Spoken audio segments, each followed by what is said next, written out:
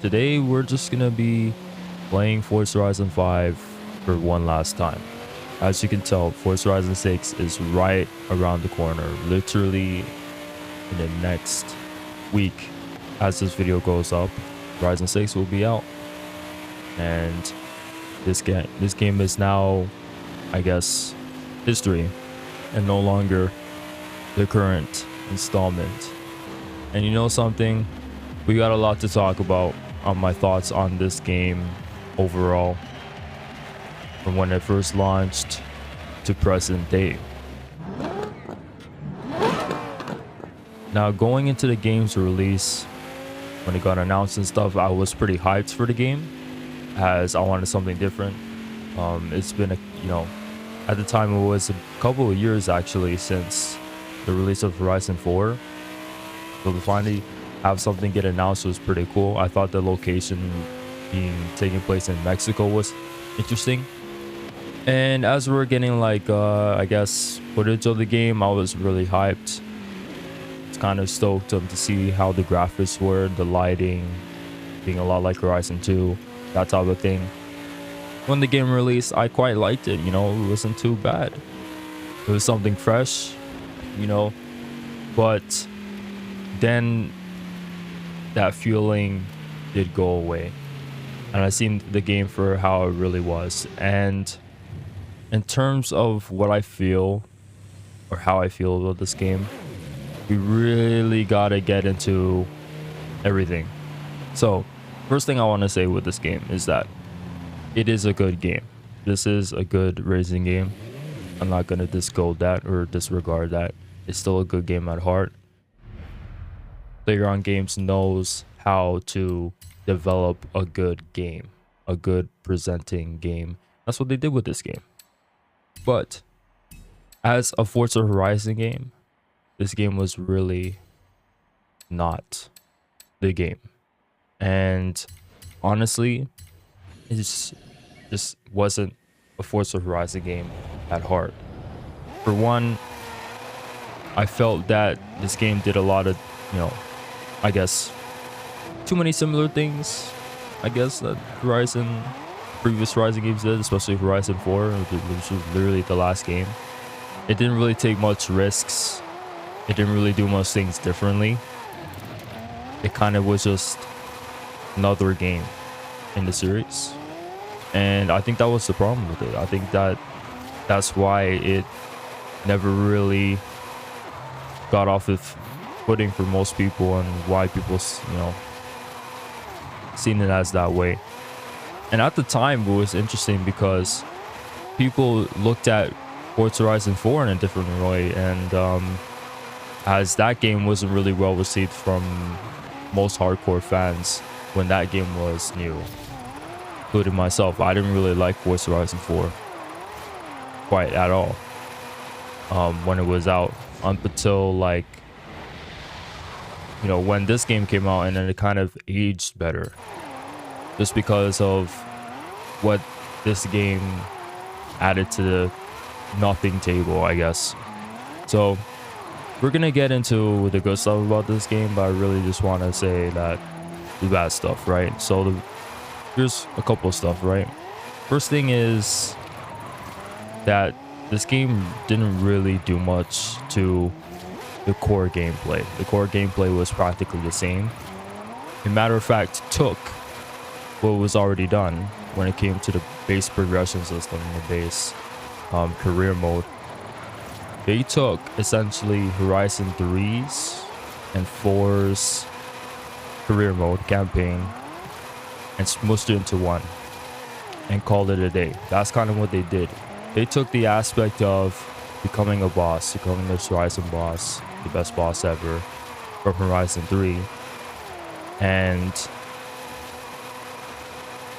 this new adventure, I guess, exploration type of situation that Horizon 4 had too, with the seasons, and you're going through the seasons and exploring different modes and stuff. And it's the same with this game, and you're exploring the entire map, and with all these different types of events, with all kinds of different festivals, and same formula with the coat of paint, new coat of paint. That's kind of what this game felt like. And that really was the case with literally everything else about the game. The festival playlist was the same. How you go through and everything was practically the same. You still had the Forzathon lives, except they were a lot worse because not much people would go to them anymore and it didn't really feel like an event. You still had the eliminator, but it kind of felt a little bit worse because half of the map was flat. And there's still speculation going on that this whole map was based on the eliminator, and we didn't even get to the map yet. We didn't even get to the map. I'll get to that soon. But you know, that's kind of what this game felt like. And that was that, right? And even look at the overall theme, you know, what is the series based on in the first place? It is a music festival, right? It's a music festival with cars, type of theming. That's what it is. So when you have a soundtrack that doesn't really provide that energy, to provide that good feeling, that good music, you're in trouble. You have a soulless game, and this game didn't really bring that to the table. The soundtrack wasn't good. That kind of just presented how the rest of the game was going to pan out, because this game felt like just Forza World instead of Forza Horizon 5. And you know, I did enjoy this game, making designs and stuff. If you look at all the designs I've made within this game, 206, that is a lot of designs. Obviously you can see here I made 2,310 downloads from my designs alone, which is crazy to think about. If you looked at my design count within Horizon 4, it was about just a little bit over 100, or maybe a little bit less than that. Probably like 70 to 100 designs I made in Horizon 4. So the fact that I made 100 plus more in this game is crazy. And you know, that's like this in a span of like about 4 years. 4 years of me just making designs. Most of them are from older games, but I made a lot of new designs, right? And most of those new designs are on the top here. So I can't just say I haven't spent a lot of time on this game. I spent a lot of time on this game. It's still a good game at heart. There's nothing wrong with it. It is inoffensive, but at the same time, it is offensive because it easily doesn't reach the same heights the older games did. Especially when you compare this game to the first three, right? First three are leagues above. Even when you compare this game to Horizon 4, Horizon 4 had a lot more soul, had a better map. That's the next topic, because let's look at this map. Now, in scaling, this is the biggest map we've gotten in the series so far, right? Horizon 6 is about to beat that, but it's not really about how big the map is. It's really about the role selection, the environments, how enjoyable it is on the map, the location, like, you know, the locations and stuff. It's not really about the scaling and how much roads there are, right? If you're talking about road selection, this game isn't too bad. It does have pretty good roads. This canyon area has quite a bit good roads and, you know, good environments. Obviously you have, you know, this volcanic mountain area that has good roads and a good road selection and all this big drift zone. Obviously I'm driving on it for a reason. You know, there's other locations too that are pretty cool, but there's not really much to it. This map is kind of empty. There's not really much locations, and the locations that we do have aren't very great. Megule is pretty good. This area over here where the golf course is pretty cool. The football stadium is pretty cool. The this little area over here is pretty cool. Guanajuato is a pretty cool city, but could have been a little bit better. A lot better actually. Then you have like this big bridge. It's pretty cool, but like that's kind of it. The rest of the map feels very Asian, and there's not really much modern areas. On top of the traffic density be pretty slim. It's pretty slim in terms of the traffic density. There's just a lot to this map that just could have been just developed better. It could have been a lot smaller, and it could have had a lot better locations for all kinds of different stuff to you know, for people to have fun in, things like that. It just didn't really bring anything to the table, man. I don't really know what else to say on that. That's how it is. This game did have good stuff in it. You know, there was a lot of cars in this game that got added. We got, by the end of the car count, I would say about the car list was, it went up to about 900 plus cars, which is crazy to think about. I never thought I'd see the day where a Forza game would have almost 1,000 cars. The level that we got in, like, you know, the PS3 Gran Turismo games. I never thought I'd see another game reach that level.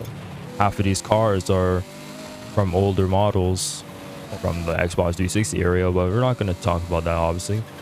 You know, in terms of modes, this game did have quite a bit of modes added, like within online and stuff, hide and seek. That one XP kind of type of thing, like skills type of mode. I forgot what it was called. Multiple things is on top of that. There's a kind of bit of good accessibility when it came to the type of modes you could do. Whether or not the servers are actually good, I'm not sure on that. I think they're still bad, or else I would have, you know, actually done online properly in this game.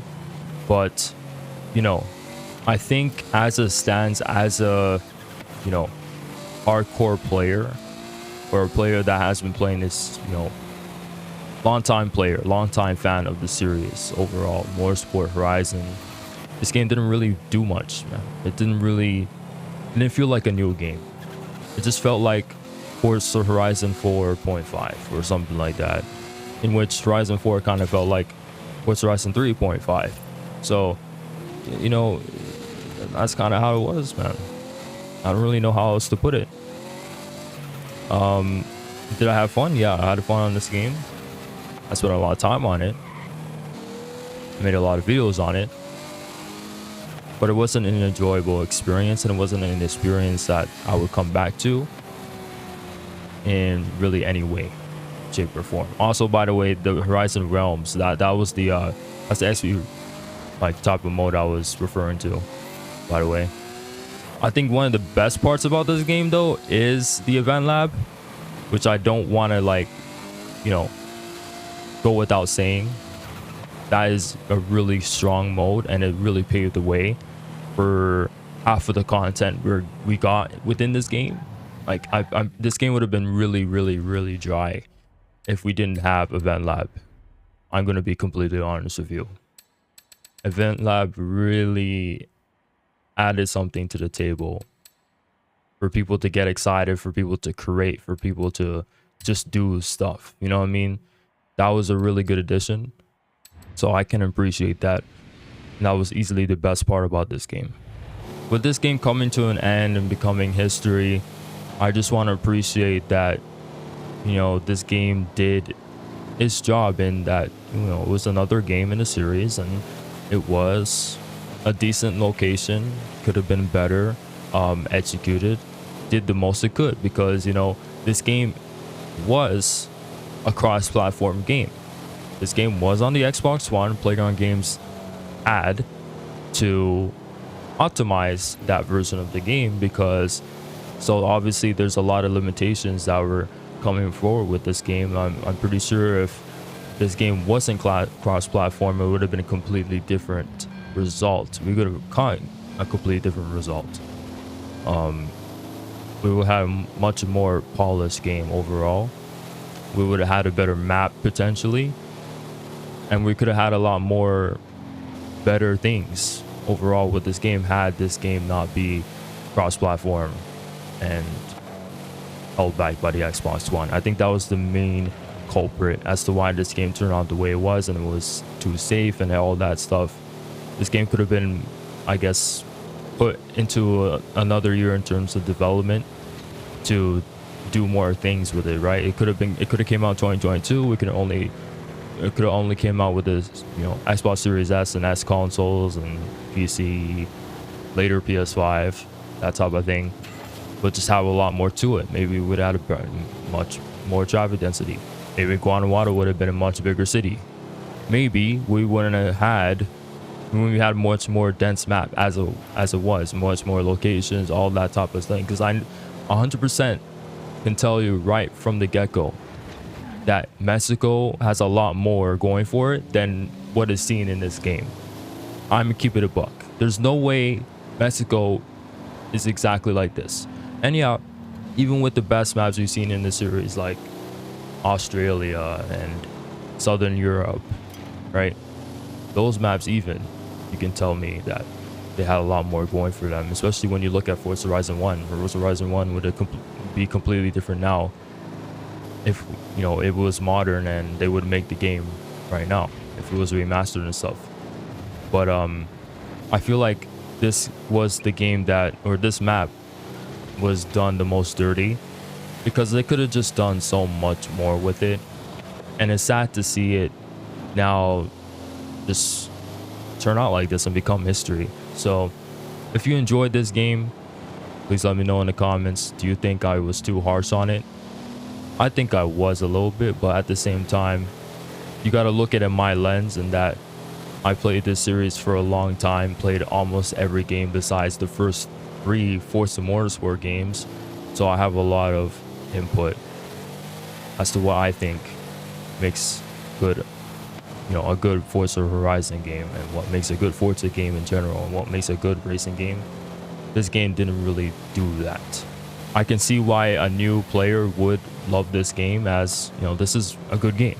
Again, this is a good game, but as a longtime fan, this game did not do it for me, and just made Horizon 4 age way better than it initially did when it first launched. So I guess there's something to it, as well as the fact that Horizon 6 can potentially turn out to be the best title we've ever seen in the entire series overall, not just Horizon, but also Motorsport. So thank you guys for watching. I appreciate you for sticking around. If you want to see more content, please subscribe, and if you want to hype this video, you can do that as well. But I'll see you guys next week. We got a lot of Forza Horizon 6 content, and I'm really excited for that game. So just peace. I'll see you later.